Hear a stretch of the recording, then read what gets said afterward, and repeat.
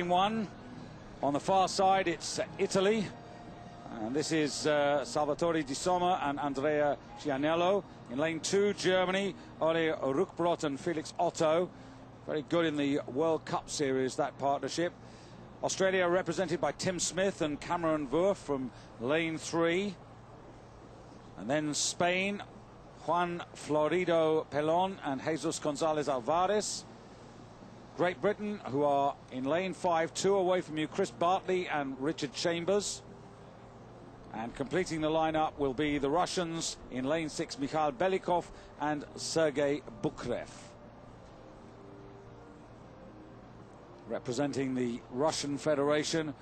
Well, lightweight men's pairs, again, it means that the average of the two men must not exceed 70 kilos. The individual maximum is 72.5.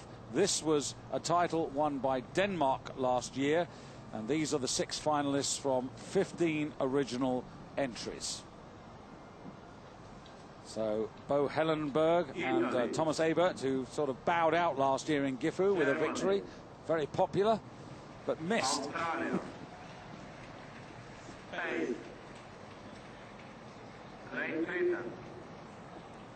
You can see that the breeze is very gentle on the water down at the start, but it's actually blowing over the heads of the athletes and pushing them along from the moment they take that first stroke. You pick up the breeze and drive towards the finish. It won't roughen up the water for another 500 meters from where they are now. Straight out into an early lead, that's Tim Smith and Cameron Wurf from Australia, and they're putting their bows in front in lane 3 with the Germans Ole Ruckbrot and Felix Otto hanging on closely to them. That's the German crew in camera there with Australia beside them. It looks from that picture as if Germany's now got its nose in front, but those two stretching out away from the other 4 crews.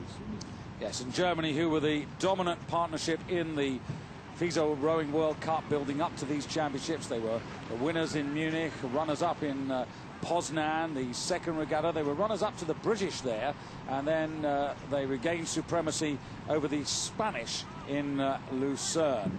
But this is a very strong start by Felix Otto in the stroke seat from Dusseldorf, and his partner Ole Ruckbrot from Hamburg, who's in the bow seat. Both men just 23.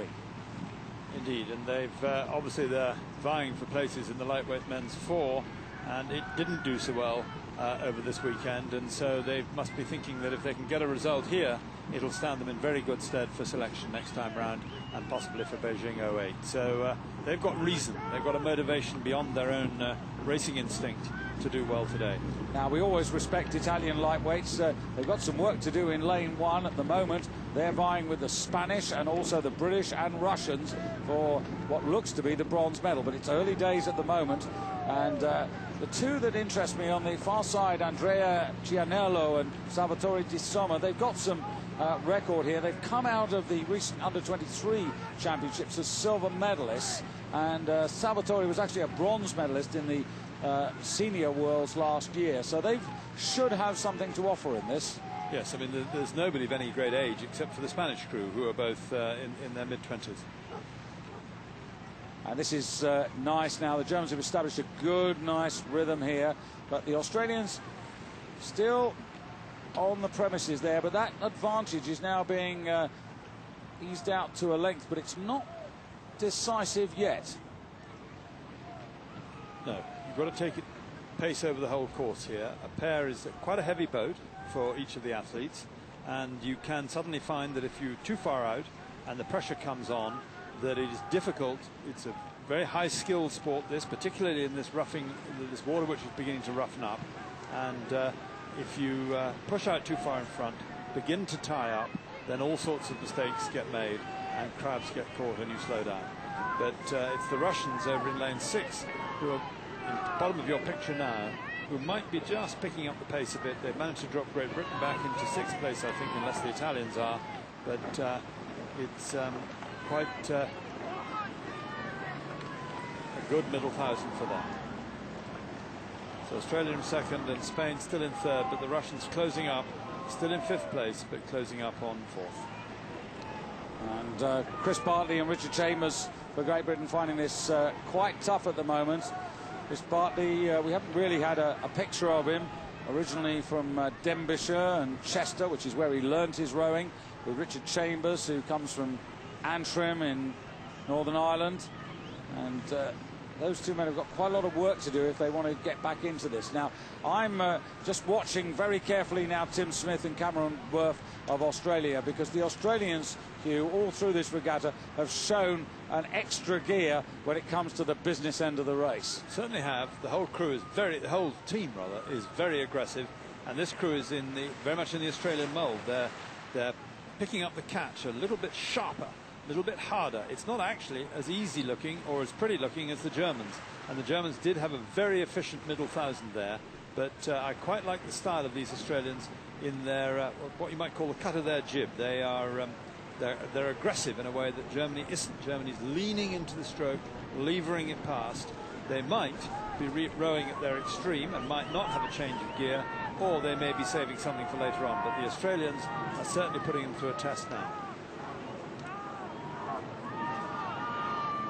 So Germany still in the gold medal position. A bit of a wobble there. It just shows, you see, as you begin to get tired, this water can be quite hard to handle. As they enter the last 500 metres, Germany half a length in the lead over Australia. Spain closed up, and Italy back in position in fourth, with Russia fifth and Great Britain now 8 seconds adrift in sixth place. Well, Sam Belts was the partner of Cameron Worth a year ago in the Worlds. That didn't work too well. They finished 12th in the lightweight men's double sculls. So in this lightweight men's pairs, you can now see that action is happening. The Spanish on the near side are coming up on the Australians, but also the Italians putting their effort in. And this is Juan Florido Pelon and Jesus Gonzalez Alvarez, who are now making the best of their way home. They've come out of the lightweight four. They have, and it's interesting, the Australians, they were attacking Germany for the lead, and now they're going backwards, and that is because they were aggressive, they were hard, but it was costing them too much, and little inaccuracies have crept in, and now there's a real dogfight with Italy on the far side, Spain on the near side still half a length up, and those two going for silver medal. Looks like Germany. You can just see the stern of their boat on the right hand side of your screen. It looks like Germany will go through for gold, but there's a great race between Italy and Spain for second and third. 10 strokes out now for the German partnership of Felix Otto and Ole Ruckbrocht, looking for a second gold medal for their country in the space of about 20 minutes. And Italy on the far side at 40 strokes a minute, having a real ding-dong battle with the Spanish on the bottom of your picture. Germany take gold. Who gets the silver? Oh, the Spanish take it. The Spanish take it from the Italians. And although the Italians were throwing the kitchen sink at them, the strength of the Spanish towards the end was good enough, impressive enough to give them the silver. But Germany very much masters of this particular boat class. And the Australians, who began to fade very, very badly in the last 100 metres, were almost caught on the line by Russia, or possibly not. And no, they weren't caught, but it was very, very close there. Italy 137 for the final 500, Spain 137.73, and that compares with Germany, who crossed the line having finished the quarter in 138.33.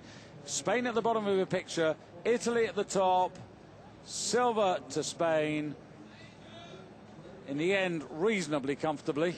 A metre or two, yes, helped by the surge, but nevertheless, a metre or two. They would have won under any, well, they've taken silver rather on any circumstances. But congratulations to the Germans. They were poling it along very nicely in the middle thousand. That's where the rhythm comes and counts, so that when they got under pressure from Australia, they were able to respond, and it was the Australians, second placer all the way through, who were costing too much, and aggressive though they were, went into a fade and ended up just holding on to fourth.